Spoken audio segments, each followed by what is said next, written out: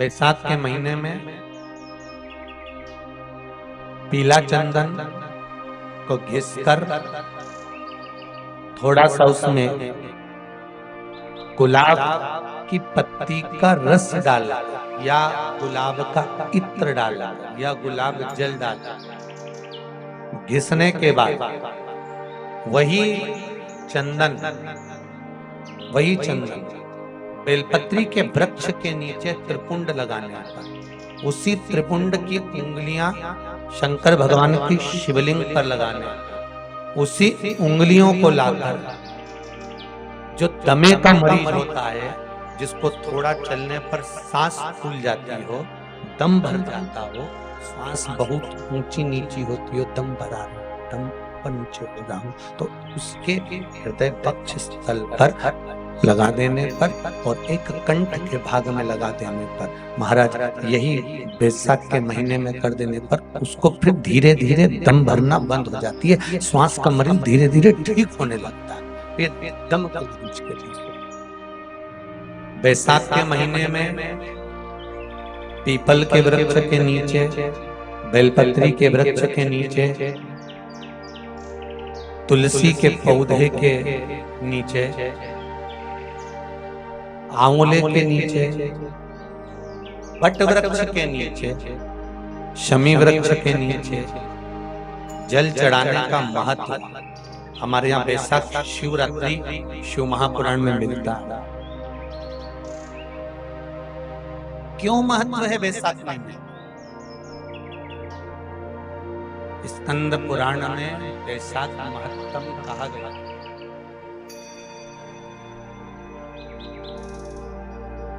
शिव महापुराण में भी बैसाख के महत्व का वर्णन किया। अग्नि पुराण में भी बैसाख का महत्व दर्शाया।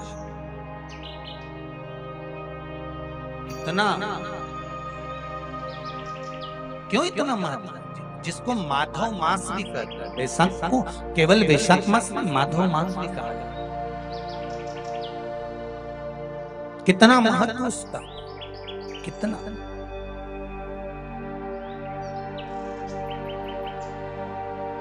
क्योंकि सतयुग, त्रेता, द्वापर और कलियुग, ये चार युग जो है, इसमें सतयुग, त्रेता, द्वापर और कलियुग, उसमें जो त्रेता युग है उसका जो प्रारंभ हुआ था वो यही बैसाख के महीने से प्रारंभ हुआ था, माधव मास से प्रारंभ। और इस पवित्र मास में कूर्मा अवतार, हयग्रीव अवतार, नरसिंह अवतार, नरनारायण अवतार, परशुराम अवतार, गंगा अवतार, ये सारे अवतार भगवान नारायण ने, भगवान विष्णु ने, मेरे शंकर भगवान ने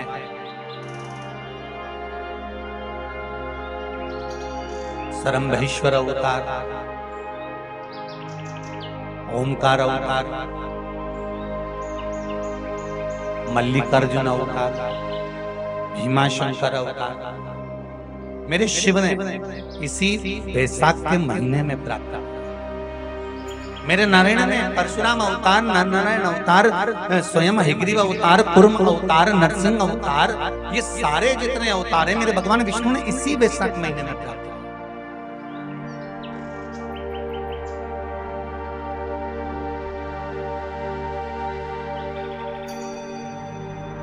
ऐसे कई अवतारों का दर्शन हमारे को वैशाख महीने में हो जाता है।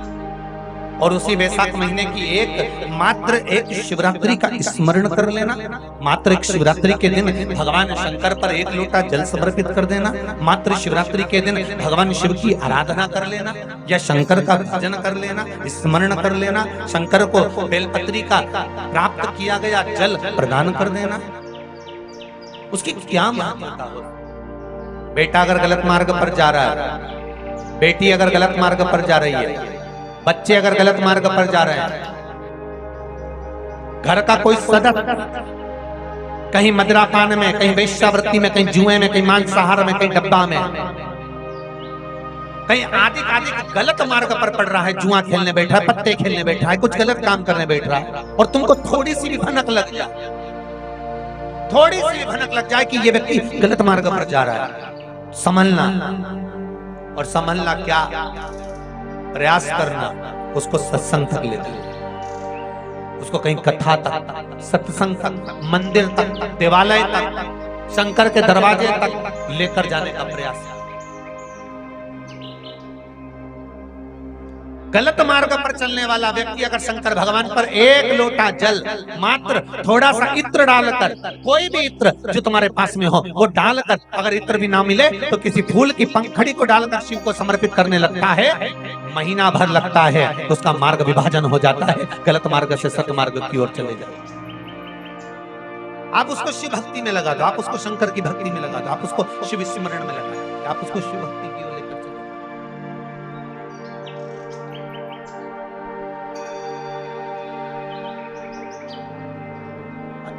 जितने प्रयोग बताए जाते हैं, जितने यहाँ से उपाय बताए जाते हैं, ये उपाय, ये प्रयोग, ये सारे जो प्रयोग हैं, उपाय हैं, ये ध्यान देना, ये दूसरों से कराने के नहीं, अपन को खुद को करना पड़ते हैं। जो गलत मार्ग पर चल रहा है तो वो खुद करे।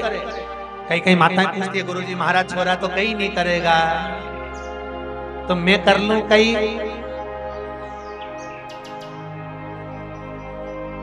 ऐसी ऐसी बात लेके आते हो तो थोड़ा मन में आए कि अब छोरा तो शादी भी नहीं करेगा, मैं कर लूं। ऐसी बात करो तो सोचना पड़ेगा। तुम खाओगे तुम्हारा पेट भराएगा, वो खाएगा, अरे बोलो तो, उसका पेट भराएगा। पेट जिसका दुख है, गोली भी को खाना, कष्ट जिसको हो, केवल आप बता दो कि ये गलत है, ये सही है, ये ऐसा है, वैसा है, फिर आगे उसको नहीं। और बहुत ध्यान से सुनना जीजी, बेटा बेटी जब तक कुंवारी है, माँ और बाप जो करते हैं बच्चों के लिए वो उसको मिलता है। बहुत ध्यान देना। बेटा और बेटी का जब विवाह हो जाता है, दूसरे गोत्र की लड़की जब तुम्हारे गोत्र में आ जाती है, तुम्हारे बेटे से संबंध हो जाता है, या तुम्हारी बेटी दूसरे गोत्र में चली जाती है, तब माता पिता अपने बेटों के लिए, अपनी बहू के लिए, या अपनी बेटी के लिए, अपने दामाद के लिए कुछ करते हैं, वो श्रेष्ठता नहीं बनती। हाँ, हाथ लगवा कर, जैसे आप जल चढ़ाने जा रहे हो और बहू के लिए चढ़ा रहे हो, या पति के लिए या बेटे के लिए चढ़ा रहे हो, पति के लिए तो चल जाएगा, पर बेटे के लिए चढ़ा रहे हो, बेटे का हाथ का स्पर्श होना जरूरी।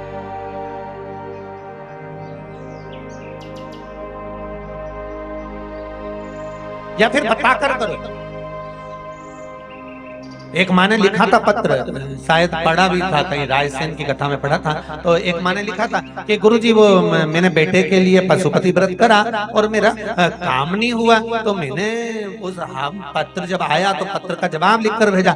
आपने बेटे को बताया कि मैं तेरे इस काम के लिए पशुपति व्रत कर रही हूँ? पहले बेटे को बता कि मैं तेरे इस काम के लिए पशुपति व्रत कर रही हूँ, तो पहला सोमवार है, तू भले व्रत मत कर, पर मेरे साथ थाली पकड़कर शंकर के मंदिर चल। अगर शंकर के मंदिर थाली पकड़कर भी नहीं चढ़े तो मंदिर के दरवाजे तो चल, एक बार उसके सामने तेरा मुंडा तो दिखा दे, क्योंकि इंटरव्यू देने जाए, एग्जाम तुम्हारा और दूसरे को बिठा दो, देंगे नहीं ना? तो जिसके लिए एग्जाम दिया जा रहा है, जिसका एग्जाम सामने खड़ा था, तू चल, मैं चलकर मैं भगवान की पूजन करूंगी और तुम वहां खड़े रहो। शिव महापुराण की कथा कहती है, बहुत सावधानी से सुनना। बेटी के घर में, बहन के घर में जाओ तो ये आशा लेकर मत जाना कि तुम्हारा बहुत आदर हो। गुरु के दरवाजे पर जब जाओ तो ये आशा लेकर मत जाना कि तुम्हारा बहुत आदर हो। मंदिर में जब जाओ तो ये आशा लेकर मत जाना कि तुम्हारा बहुत आदर हो। और भगवान की कथा में जब जाओ तो ये लेकर मत जाना कि तुम्हारा बहुत आदर हो। ये कुछ स्थान बताए हैं कि जहां हमें आदर की जरूरत नहीं होती। बहन बेटी के घर में, अपनी बेटी जिस घर में भी आए हो, जिस घर में अपनी बहन को भी आए हो, उस घर में तुम बहुत अकड़ कर, अहंकार रखकर, अभिमतता रखकर नहीं जाना है। आप हो, हम हो, दुनिया में रहने वाला मनुष्य अगर कोई बेकार काम करने जाता है, कोई गलत काम करने जाता है, तो भगवान कुछ गलत होने वाला होता है, भगवान थोड़ा ना थोड़ा लाइट जला ही देता है। कई बार घर के लोग कह देते हैं मेरी आंख फड़क रही है, देखो जी मेरा मन नहीं कर रहा। देखो जी, मंदोदरी तक ने रावण से कहा था, आरती करते समय मंदोदरी जब आरती उतार रही थी, लंकाधिपति को तिलक कर रही थी, विजय तिलक, तब आरती का दीप जब बुझ गया था तो मंदोदरी ने कह दिया था आज आप युद्ध के मैदान में मत जाओ, मेरा मन कह रहा है। लंकाधिपति रावण जो स्वयं को भगवान मानता था, वो लंकाधिपति रावण कहता है मंदोदरी मैं लंकेश हूँ, सारे ग्रह मेरे अनुकूल रहते हैं, मेरे पांव के नीचे मैंने सब कुछ दबा कर रखा, सारे ग्रह मेरे अनुकूल हैं, सब मेरे अनुसार चलते हैं, और तू घबरा।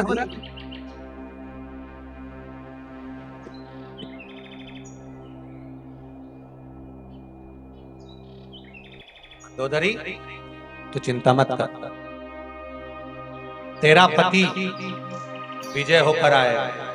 मंदोदरी कहती आज मेरा मन ठीक नहीं लगा, आज मेरा चित्त ठीक नहीं लग रहा, आज मुझे श्रेष्ठता नहीं लग रही, आज मुझे श्रेष्ठता नहीं लग रही,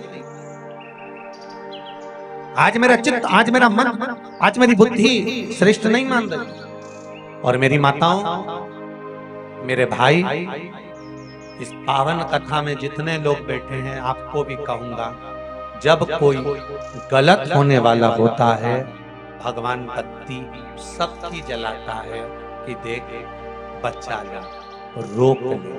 उसके बाद भी हम सोचते हैं कुछ नहीं होगा, चल। महाराज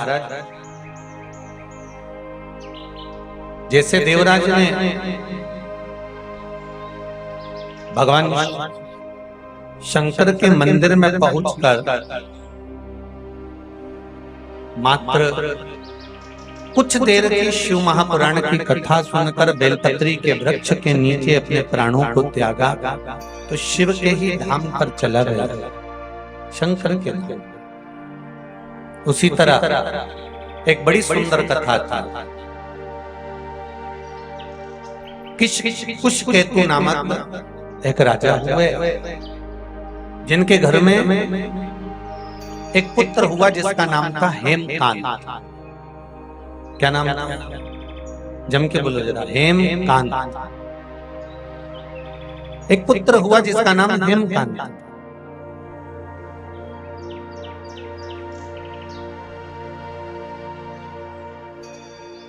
अब हेमकांत जो था वो बड़ा प्रबल वीर था, उसके पास में बहुत सारे अस्त्र शस्त्र विद्या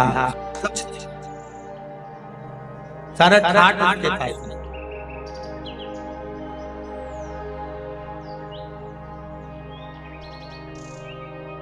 बैसाखी शिवरात्रि शिव महापुराण की कथा कर रही है। एक दिन हेमकांत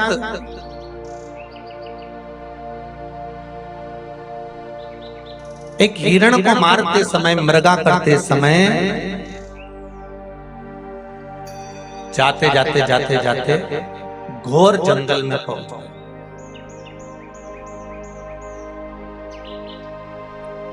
अब इतने भयंकर जंगल में वो पहुंचा, इतने भयंकर जंगल में पहुंचा कि वहां पर पहुंचने के बाद में उसने अपने दूतों से कहा कि मुझे प्यास लगी है, पानी पीना है और कुछ थोड़ी बहुत भोजन प्रसादी मिल जाए तो इससे बढ़कर और क्या।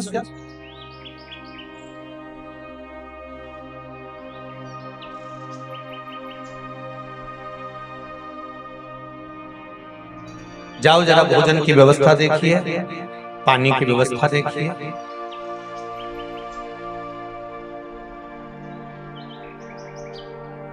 भोजन और पानी की व्यवस्था देखिए जरा, जाइए।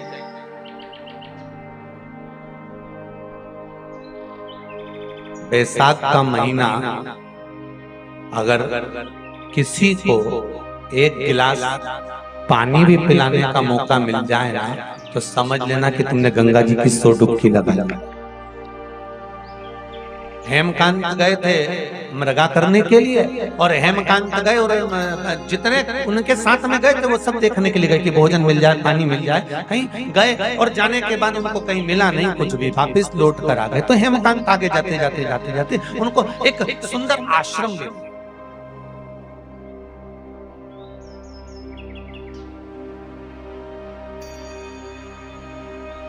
जिसमें एक सुंदर ऋषिवर बैठे हुए थे जिनका नाम था सत्यजी।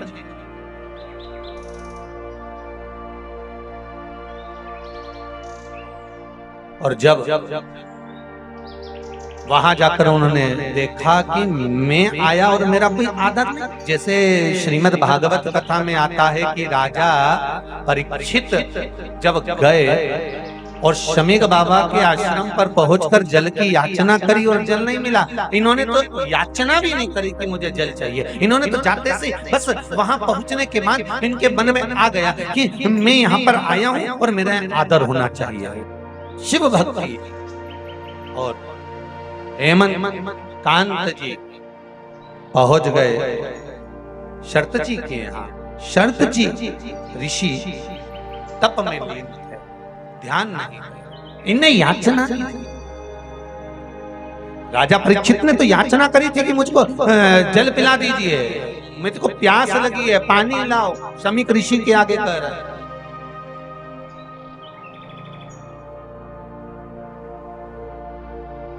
अरे हेमकांत ने नहीं कहा कि मुझे प्यास लगी। वो तो गए बैठे और देखा कि मेरा कोई आदर नहीं, मेरा कोई सम्मान नहीं, मेरा कोई सत्कार नहीं, मेरे लिए कोई स्थान नहीं। क्रोध आ गया, और क्रोध आया तो उन्होंने तुरंत धनुष उठाया, बाण उठाया और शर्त जी की ओर खींचा। खींचते से 300 ऋषि सामने आकर खड़े। शर्त जी के शिष्य, ऋषियों ने रोक दिया। ऋषियों ने कहा आप आगे ना, सुनो राजन, आप कुशकेतु के पुत्र हैं। वो कुशकेतु जिसने अपने जीवन में समर्पण किया, दान करा, पुण्य करा, सत्कर्म करा, भजन करा, कीर्तन करा, मंत्र जाप करा, नाम स्मरण करा।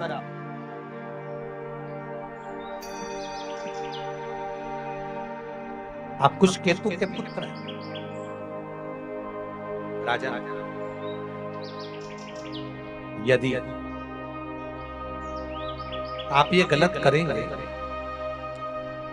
तो इसमें श्रेष्ठता नहीं है।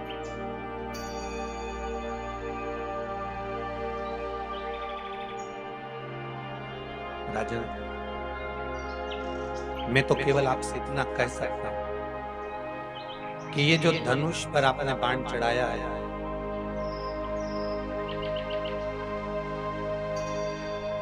धनुष पर जो बाण चलाया है,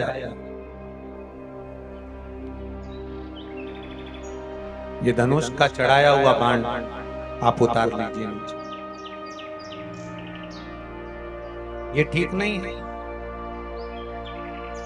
ये श्रेष्ठ नहीं है।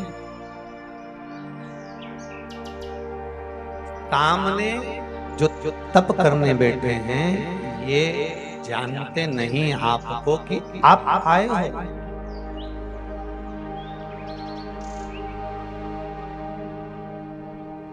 जीजियों, आप लोग इधर कर कर बैठे हो कथा सुन, पीछे क्या हो रहा है आपको मालूम है क्या? कुछ, क्योंकि आपका ध्यान कथा में।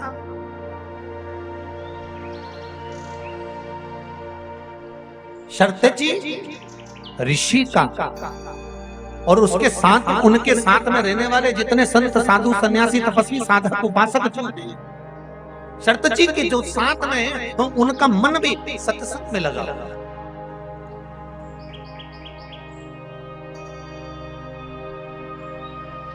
उनका मन कहीं दूसरी जगह नहीं लगा है, सत्संग में लगा।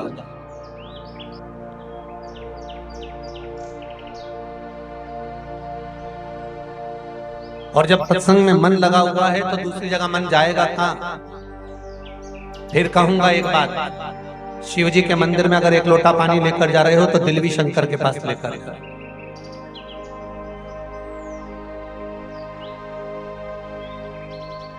शिव जी के पास अगर एक लोटा जल लेकर जा रहे हो तो दिल की बात भी शंकर तक लेकर जाए। ऋषि सामने आकर खड़े हो गए। उन ऋषियों ने कहा कि तुम ये गलत कर रहे हो। सामने जो शरतेची ऋषि बैठे हैं उन पर जो तुमने बाण चला रहे हो ये अच्छा नहीं है, ये श्रेष्ठ।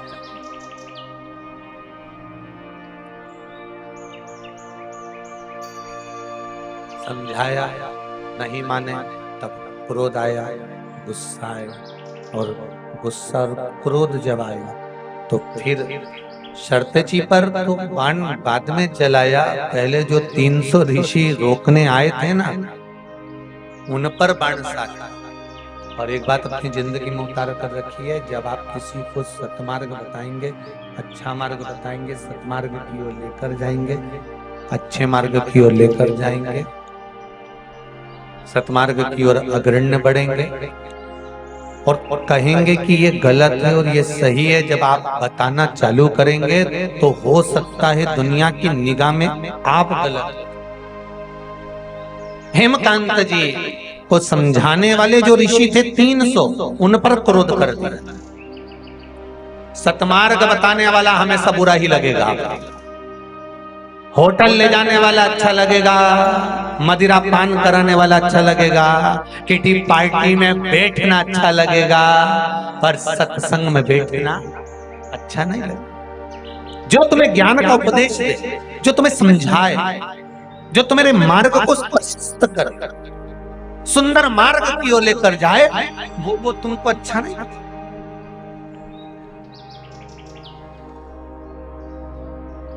तुम्हें तो जो मार्ग से टका रहा हो, अरे कहां कथा में पड़ा हुआ है, चल हमारे साथ चल, चल जरा अपन होके आते हैं। कहां चक्कर में पड़ा हुआ है, चल होकर आते हैं, चल जरा, चल चल।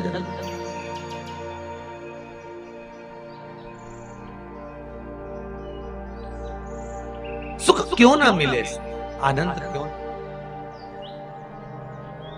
हेमकांत को भटका दिया। हेमकांत ने 300 ऋषियों पर बाण चलाए और 300 ऋषियों को मार दिया। 300 ऋषियों को खबर पहुंच गई शरतेची के पास, 300 ऋषि मर गए और हेमकांत ने मारा।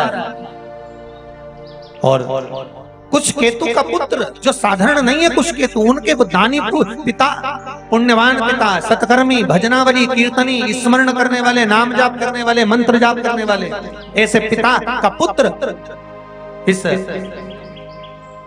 ऐसे बेटे हेमकांत ने जो मारा, ये श्रेष्ठ। 300 ऋषि मारे गए। हेमकांत घर पर आया, मालूम पड़ा। अब देखिए जरा, तो किसी ने इस कथा को सुना तो पूछा कि गुरुजी ये बताओ, क्या शरतेची ऋषि ने कुछ नहीं बोला, उस हेमकांत को कुछ श्राप नहीं दी? क्या उस हेमकांत को अपशब्द नहीं कहा? क्या उस हेमकांत को आड़ा टेढ़ा नहीं बोला? हरिद्वार की कथा में एक बात कही थी, एक व्यक्ति साइकिल से जा रहा था, सामने से कार आ रही थी, कार और साइकिल का एक्सीडेंट हो गया।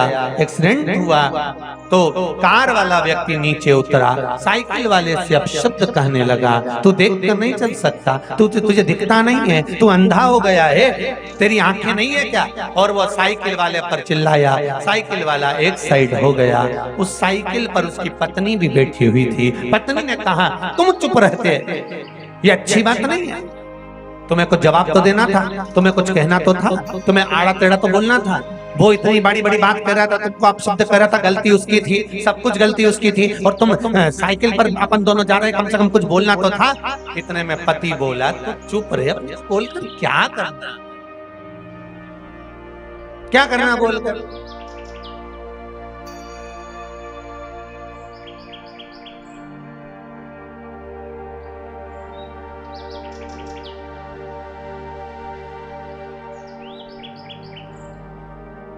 उसने अपशब्द बोला, पलटकर आपने अपशब्द बोला, तो मतलब क्या?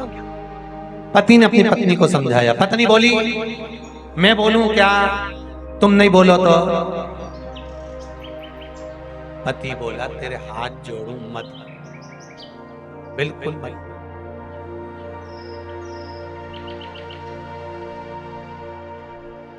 जब किसी कचरे के ढेर में से बदबू आती है तो वहां केवल रुमाल रखकर निकल जाना चाहिए। जब व्यक्ति क्रोध करे, अपशब्द बोले, आड़ा टेढ़ा बोले, तो वहां कोई जवाब नहीं देना है, केवल मुख पर कपड़ा रखना है। वो कपड़ा है शिव नाम का, भजन का, कीर्तन का, हृदय की शांति का, और निकल जा, निकल जा। अब हेमकांत को शरतजी ने कुछ नहीं कहा, पर हेमकांत जब घर गए, कुछ केतु को मालूम पड़ा कि मेरे बेटे ने 300 ऋषियों को मार दिया। 300 ऋषि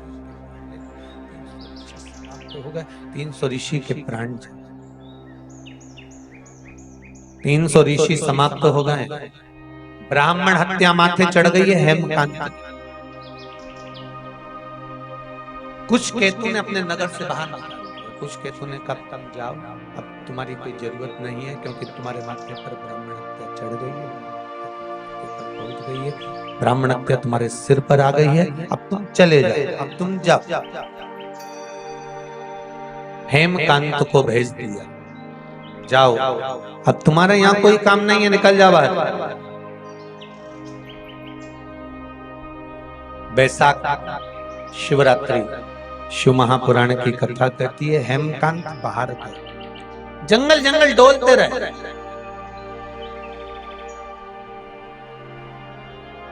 शिवरात्रि के दिन, बैसाख महीने की शिवरात्रि पर 1 लोटा जल चढ़ाने का क्या महत्व है, ये हेमकांत की कथा कहती है।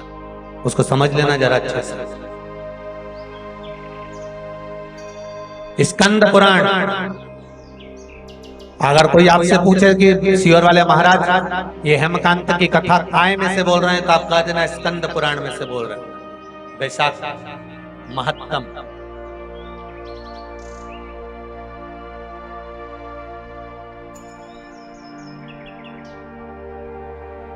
डोलते फिरते घूमते,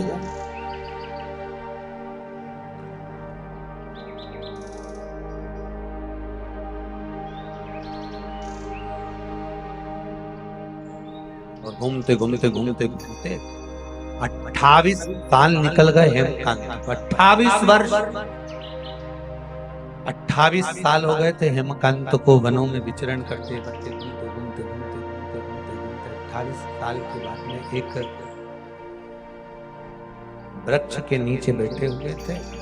तभी एक त्रित नाम के मुनि, जिनका नाम था त्रित नाम के मुनि, निकलकर जा रहे थे। बैसाख का महीना था, धूप बहुत तेज पड़ रही थी। त्रित मुनि चलते चलते चक्कर खाकर नीचे गिर गए। ना जल मिला था, ना भोजन मिला।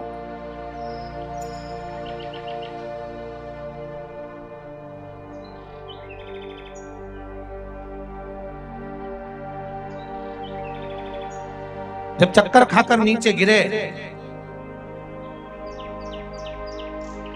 गए, देख रहा था हेमकांत, दौड़ा, उठाया। कभी सत्कर्म कुछ करा, पिता के कुछ पुण्य इसकी बुद्धि चित्त में आ गए। 28 साल के बाद हेमकांत के सामने ये त्रित मुनि गिरे, उठाया, वृक्ष की छांव में ले गए। थोड़ा सा तुम्बी में पानी रखा हुआ था, पिला दिया। पत्ते से थोड़ी सी, वृक्ष के पत्तों से हवा का, वृक्ष के पत्तों से थोड़ी सी हवा। मुनि का चेतना जागी, उठे,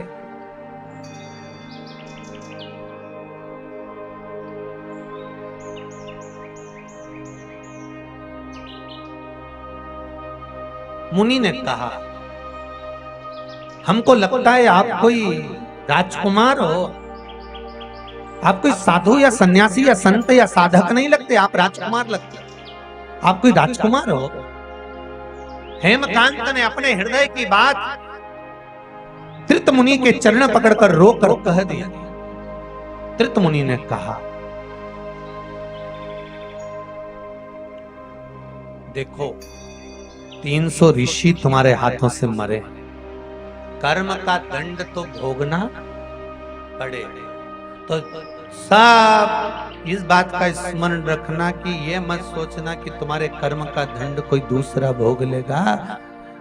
तुम्हारी कमाई का हिस्सा तुम्हारी पत्नी भी भोग करेगी, तुम्हारी कमाई से तुम्हारे पुत्र भी भोग करेंगे, पर दुकान पर बैठकर या नौकरी में या सर्विस में या व्यापार में या व्यवसाय में या कहीं पर भी बैठकर तुमने जो झूठ बोलकर कमाया या छल कर कर कमाया या बेईमानी कर कर कमाया, तुम्हारे धन का भोग तो पूरा परिवार भोगेगा, पर जिस तरह से कमाया है उस कर्म का भोग परिवार नहीं भोगेगा, उसका भोग तुम्हें अकेले ही भोगना है, कोई दूसरा नहीं भोगने वाला, कोई दूसरा उसको भोगना भी नहीं चाहिए, केवल आप।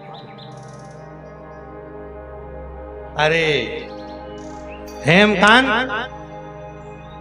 कर्म का भोग भोगना पड़ेगा। हेमकांत से कहकर मुनि गए।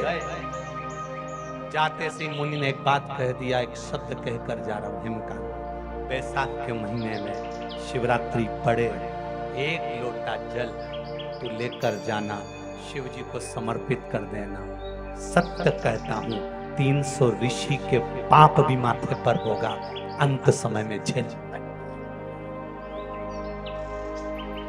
हेमकांत ने 1 लोटा जल लेकर पहुंचे और 1 लोटा जल हेमकांत शिवरात्रि पढ़ने पर मुनि के शब्द सुनकर, स्कंद पुराण कहती है जब शंकर भगवान के शिवलिंग पर समर्पित करने के 3 दिन बाद हेमकांत के प्राण छूट रहे थे, यम के दूत बंदी बनाने आए थे। इतनी देर में भगवान शंकर के गण आ गए और उन्होंने कहा मारना नहीं है, इसको तो एक मौका और दे दो।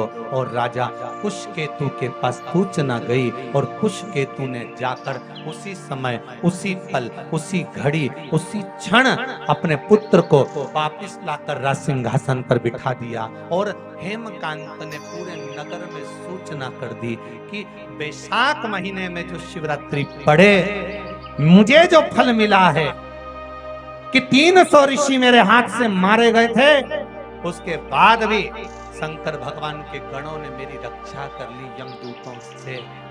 आप सबको मौका मिला है, बैसाख महीने की शिवरात्रि के दिन ही ये शिव महापुराण कथा का विराम।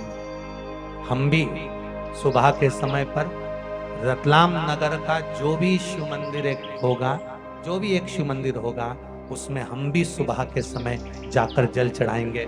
आप भी चढ़ो, किसी भी एक शिव मंदिर में रतलाम के हम भी जावें और उस मंदिर में सुबह के समय जाकर जल चढ़ाएंगे। आप भी बना लो एक नियम कि बैसाख महीने की शिवरात्रि 29 तारीख दिन शुक्रवार को मुझे भी शंकर भगवान को अपने दिल की बात कहते हुए, अपने मन की बात कहते हुए, रोग मुक्ति के लिए, कार्य सिद्धि के लिए, धन वैभव संपदा के लिए, समृद्धि के लिए मुझे भी जल चढ़ा, मैं भी जल से